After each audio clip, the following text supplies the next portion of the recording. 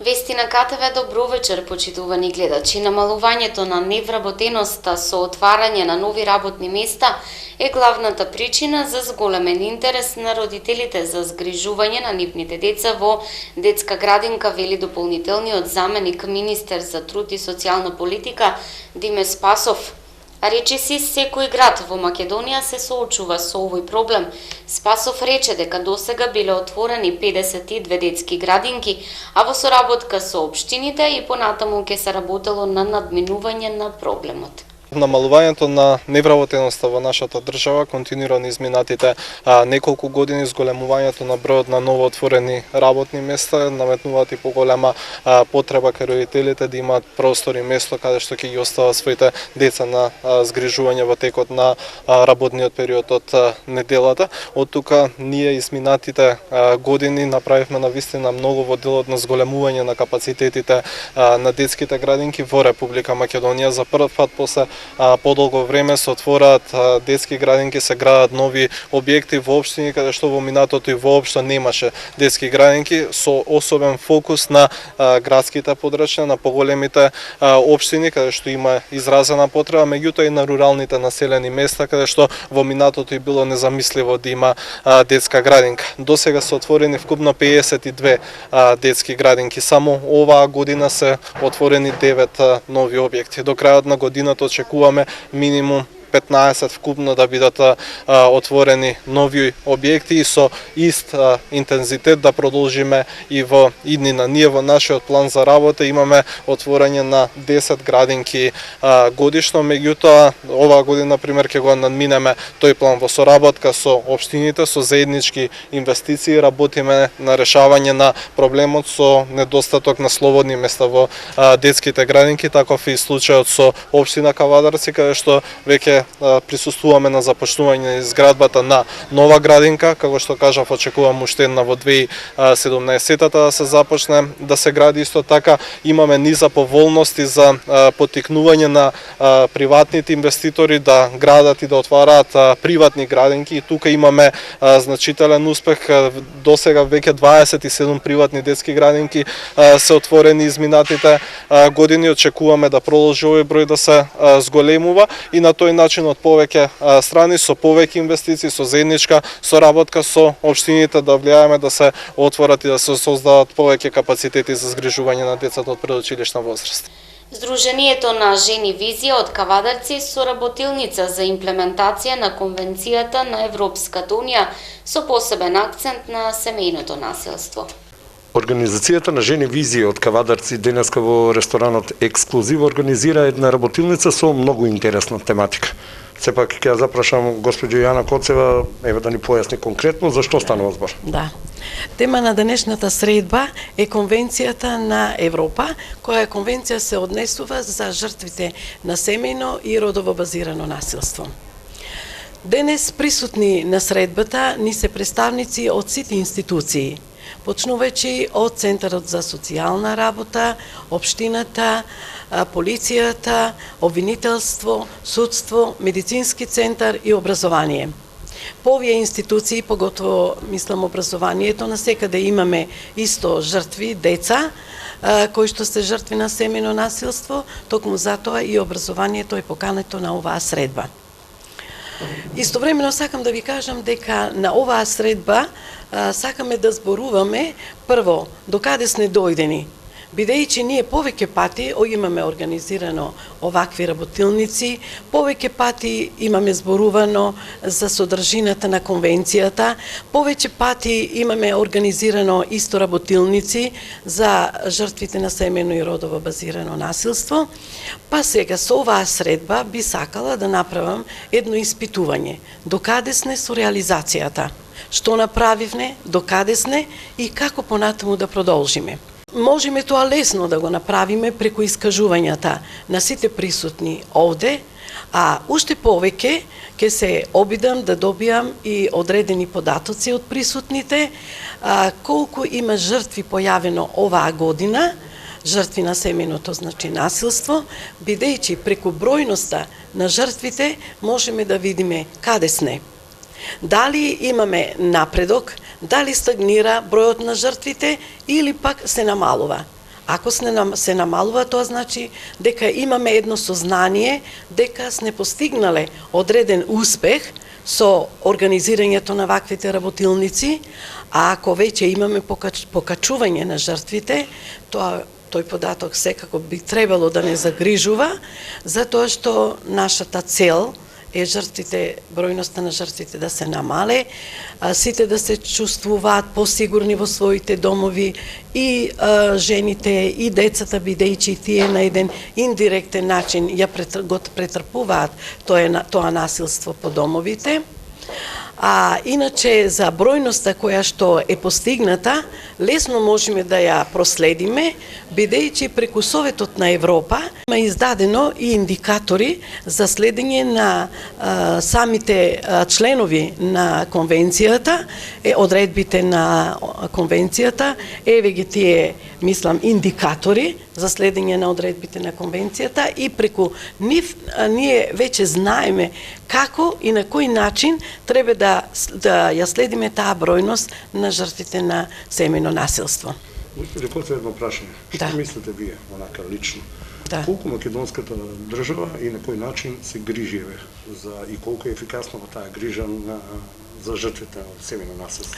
Јас мислам дека према условите со кои што располагаме ние, ќе ви кажам зошто реков условите, мислам дека не водиме во тој дел. Напротив, се трудиме што повеќе за нивно што поголемо намалување. Тоа е и нашата цел и мислам дека имаме постигнато резултати. Тоа ви реков, че го видиме сега и преку искажувањата на присутните во работилницата. А заради ваше сознание и сознание на целото граѓанство, да ви кажам дека оваа појава многу загрижува и не е случајно што ние ја обработуваме. Затоа што имаме показатели дека во светот е оваа појава многу проширена, секоја трета жена е силувана. Тоа значи е катастрофална бројка што укажува дека треба многу труд, многу грижа за оваквите жртви што се предмет на семејно и родово базирано насилство. И уште нешто сакам да кажам, што е многу битно во овој момент, дека ние работиме по Конвенцијата на Советот на Европа и благодарни сме што Советот на Европа ја одбрал токму нашата организација да учествува во реализацијата на Конвенцијата. Меѓутоа, ние работиме, се трудиме, а морам да кажам дека конвенцијата уште не е ратификувана.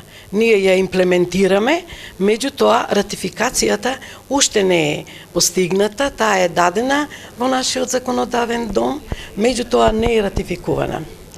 Сите земји кои што се уклучени во реализацијата на конвенцијата веќе ја имат ратификувано, освен Хрватска и Македонија.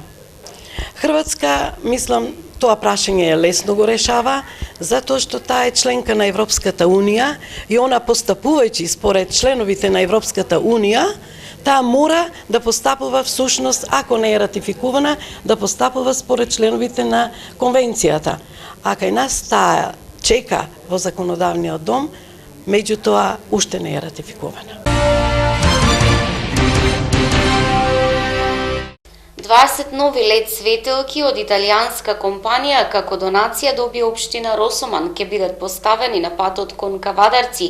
Истите покрај примарната ќе имаат и тест улога по која општината ќе одлучи кој модел ќе го одбере при промената на уличното осветлување. Италијанска компанија пријател на општина Росоман денеска донираше 20 LED светилки за општина Росоман кои ќе бидат поставени на патот кон Кавадарци.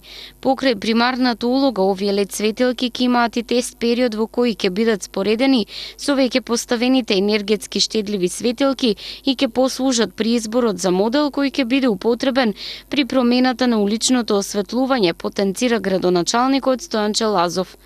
Сегашните 40 скоро поставени со преку донација, значи на улиците на Росоман кои што светат и кои што ги гледат граѓаните.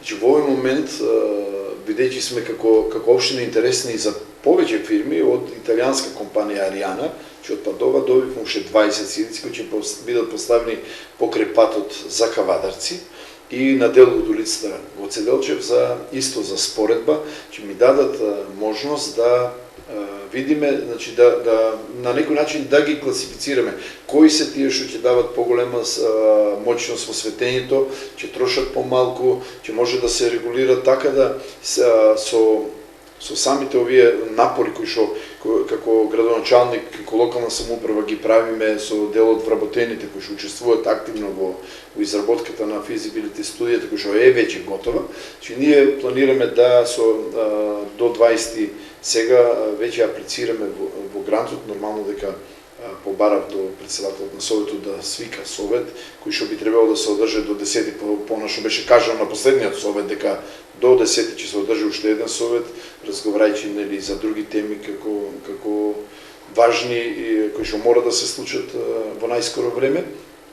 Така да општина Росомон навистина верувам дека во најскоро време ќе го реши проблемот со уличното осветлување, мада немаме проблем, значи нашиот проблем не е така ја колку што имаме големи трошкови кои што ако ги намалиме, граѓаните ќе имат улично осветлување кој што ќе трае до 12 до 13 години, но исто така ќе имат бенефит значи тука планираме да во голем број поставиме не само светилки да ги замене, него и да поставиме подземна мрежа, канделабри високи кои што ќе красат со овие 10 милиона, значи и исто така интенција јас секогаш кажувам дека како градоначалник, значи во сите населени места ќе биде промената. Нема да биде само во Росомон, па после да одиме во селата, него во сите населени места во еден момент сите ќе се сменат светилки.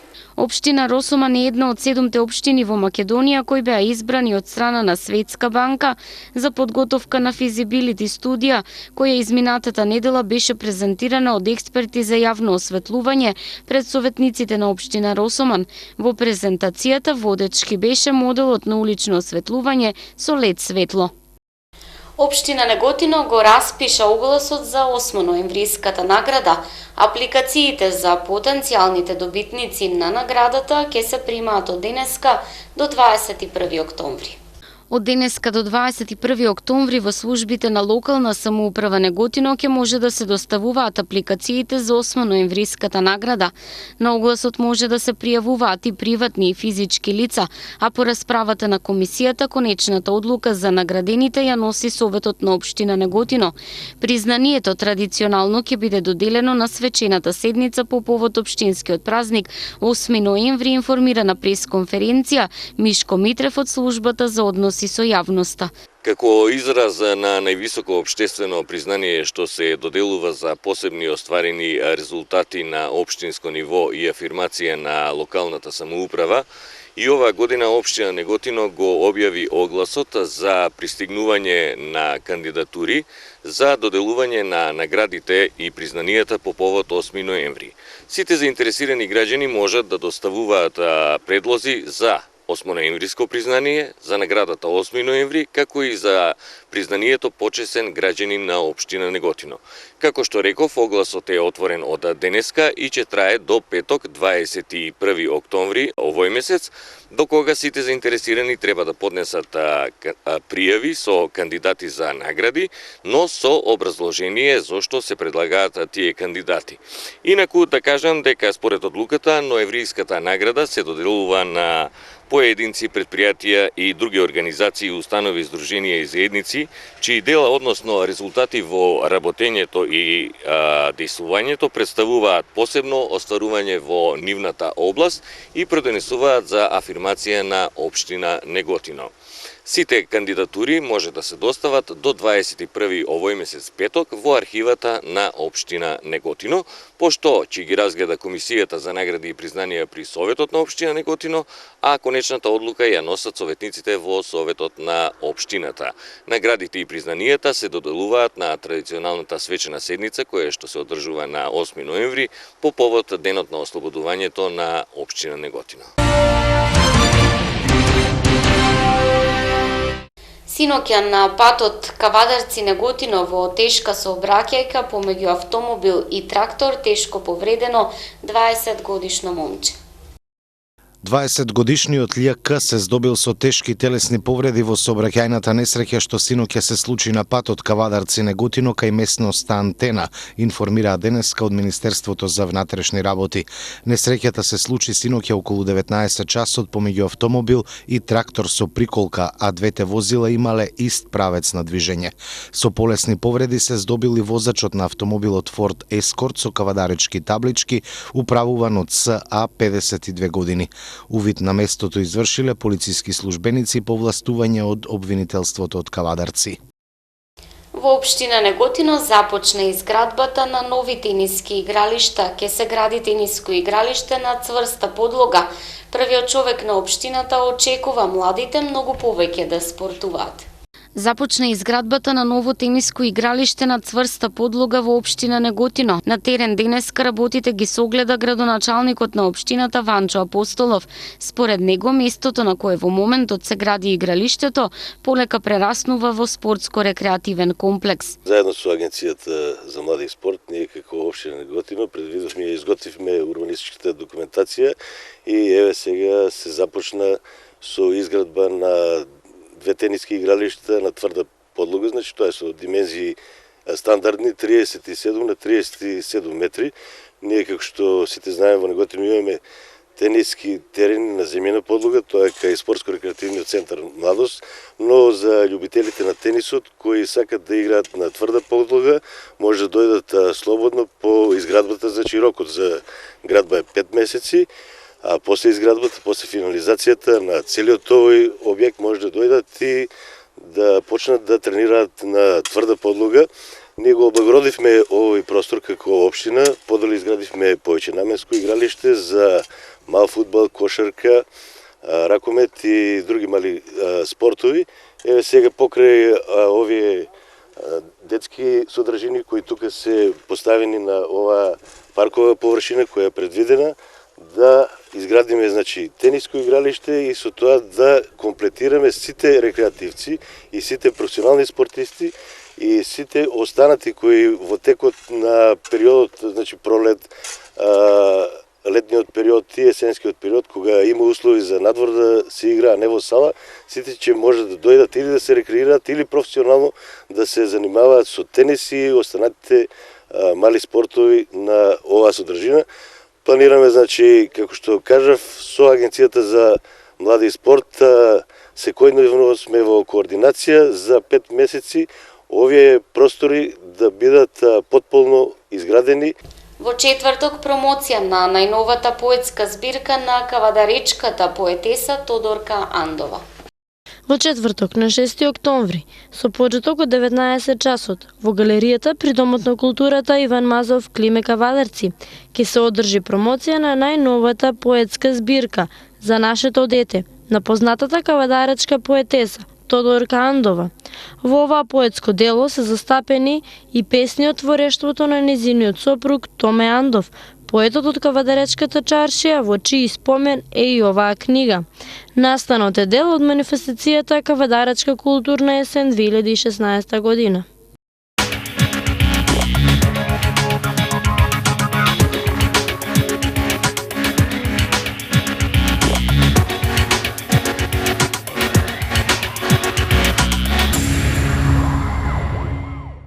Информација од спортот.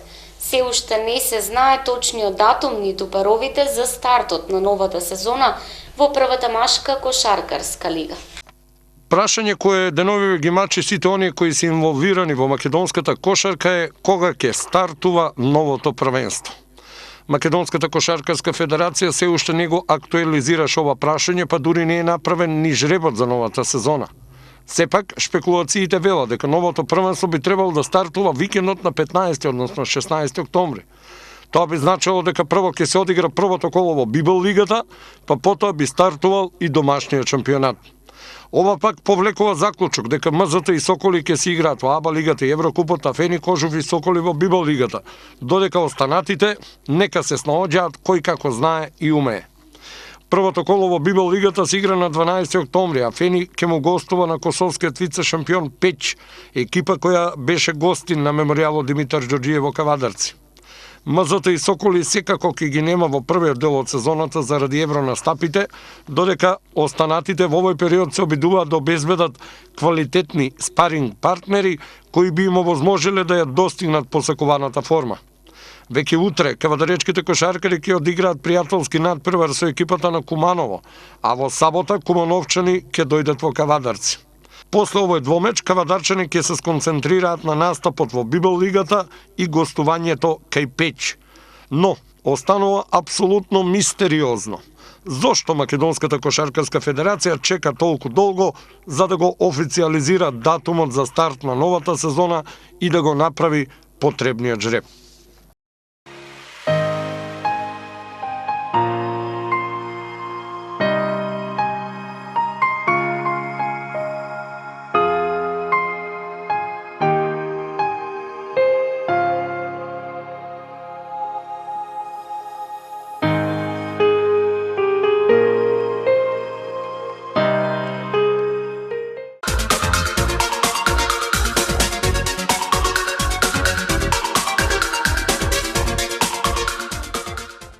Следува временска прогноза. Времето утре сончево и свежо со умерена облачност, ке дува заселен ветер од северен правец, особено долж по Вардарието и источните делови, температура до 17 степени. Во петок има ново наоблачување со врнежи од дожд. Гледавте вести на КТВ, имајте пријатна вечер.